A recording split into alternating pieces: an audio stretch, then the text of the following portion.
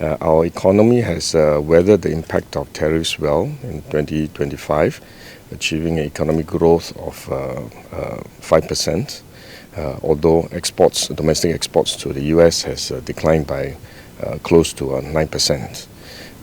But the the decision by the appeals court of the US on tariffs and President Trump's announcement to apply across-the-board 10% tariffs on all countries, and subsequently he raised it to 15%, is a stark reminder to all of us that we are now facing a very unpredictable and uncertain operating environment.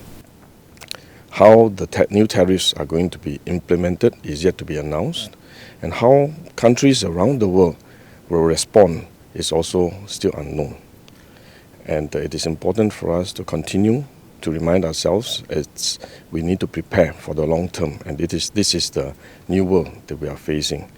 And therefore, our economic strategy review plays a very important part in charting the path forward to strengthen our competitiveness and deepen our resilience. And this is an important part of the work. And we will continue to work with our counterparts in the US to seek greater clarification on how the tariff will be implemented, and more details about the new round of tariff implementation, bearing in mind that there's still significant uncertainty surrounding the tariffs because Section 122 has a time limit, and therefore we can expect the tariff will continue to be changes in time to come. And therefore we want to work together with our Singapore Economic Resilience Task Force, CERT, and with our members into reaching out to our stakeholders, our companies, our workers, to have an assessment of the impact on their businesses and their jobs, and to see what we can do to support them and help them navigate to these uncertainties. And in all likelihood, this new 15% across-the-board tariff will be applicable to Singapore, and we need to be prepared for the impact. And at the same time, Budget 2026 has rolled out a series of measures to support our companies, our enterprises, and help our workers and our households. And if need be, and if necessary, we are prepared to roll out more measures, and we will continue to monitor the situation.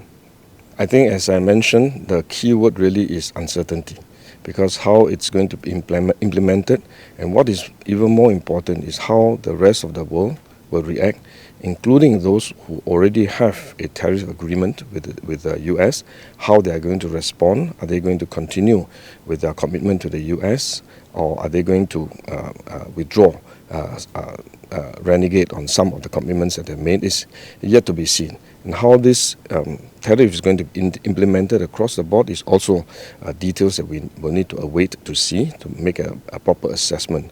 But I would say that if the tariff is applied across the board, then it doesn't affect the relative competitiveness, and therefore I think it will still have opportunities for Singapore to be able to continue to do business with the US. But at the end of the day, tariff also means higher costs globally. And with higher costs, it will slow down economic investments, it will slow down trade, it will slow down demand. And therefore, I think there will be headwinds going ahead. So it is something that we have to always bear in mind. But what is more critical really is the uncertainty it brings.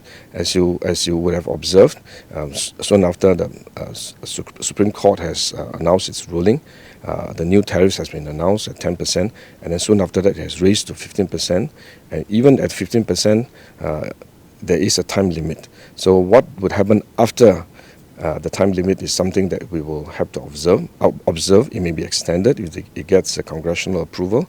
It may not. There may be new legislation that the US would use to continue with the tariff, one form or the other. So I think it is something that we will have to just look at the details and observe how it develops and make an assessment as we go along. I think the most important task in front of us now is really to share the information with our stakeholders, with our companies, with our unions, with our workers, and also to hear their feedback on how they think this will impact them, because different companies, different enterprises will experience different impact, and the ability to respond will also be quite different. We are quite happy to listen to them and to see whether they need additional support. But for the immediate future, I think the announcements at the budget will be sufficient for them to weather the immediate impact. But it is important for us to continue to help them navigate through this uncertainty and volatility. I think this is something that's most unsettling, because as you do business, as you want to sign up contracts or you want to make investment decisions, this uncertainty will make you recalculate, and with uncertainty you really don't know what is going to happen tomorrow, and it's very difficult to make long-term important and massive investments or trade agreements. So I think it's something that will unsettle some of the businesses. It's not just Singapore. I think globally this uncertainty is not going to be very helpful.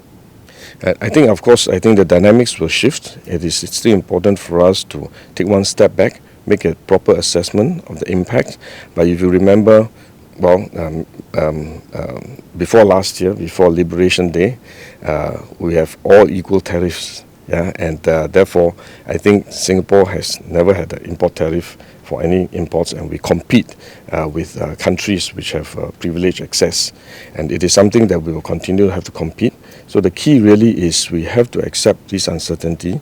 In the longer term, we need to chart our direction to make sure that Singapore will continue to be competitive, and our economic structure will be resilient, so that we are able to withstand these shocks from the external factors, so that we are able to continue to operate, find our niches, find our position in the world, to strengthen our competitive advantage as a hub business with our leverage on our connectivity, our well-trained workforce, highly competitive and productive workforce, and these are our key selling points, which I think the Economic Strategy Review Committees have announced and have shared with all of us. I think this is the way forward. Despite changes in the world, this will help us find a way forward to continue to allow our economy to grow and to be resilient.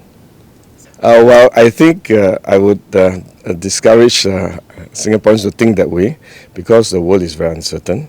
What's going to happen 6 months' time is still very far away. It's very difficult to predict, and we have already seen that the US administration is able to create new avenues, to find new opportunities to continue with the tariff structure one way or the other. It may not be exactly what it looks like today. It may be some other shapes or forms, but I think it would be unproductive for us to assume that we are going to get out of this tariff structure anytime soon. I think better for us to accept the fact that we are going to have to live with this uncertain world going forward. Sometimes you may think that you have a certain advantage because your tariffs are lower, and sometimes you may face more challenges because tariffs suddenly become higher for you, and it is something that we just have to continue to live with and find our way forward to strengthen our economy and to continue to create opportunities for Singapore and Singaporeans. I think we will have to see how, as I mentioned, how it is going to be implemented, whether it's going to be absolutely across the board, or there will be some exemptions that are given to certain provisions, certain relationships, certain partners, or certain agreements that they have signed. It is something that we will still have to wait and see and find more details. And this is why I said that there's still a lot of uncertainty how it's going to be implemented. And with the details, then we will be able to better assess the effective tariff rate. Whether the tariffs will be stackable, for example, over and above the current tariff is something that we will also need to wait and see. So far, I think we have not revisited the GDP forecast yet. I think the forecast still remained at what we have announced earlier. I think we will take a relook, and then if need be, if we need to revise the GDP forecast, we will share with Singaporeans in time to come. I think it depends on how it is implemented. If the 15% minimum tariff is applied across the board, I think if there are no exemptions, it will be very difficult to negotiate for exemption. So it is also important for us to think about what are our alternatives, how we can look for new markets, how we can go for higher value-added products, or whether we can focus on some of the sectors that the US would need and would give exemption on these tariffs. So I think it is still very fluid. We'll see how it pans out, and it is important for us to always remember that the way forward is to be nimble, to be flexible, to be adaptable, to leverage on our strength, and going forward create more opportunities based on our strengths and the strong foundation that we have already built. And this way we can then be able to have a resilient economy that will be able to withstand all the shocks from the external factors.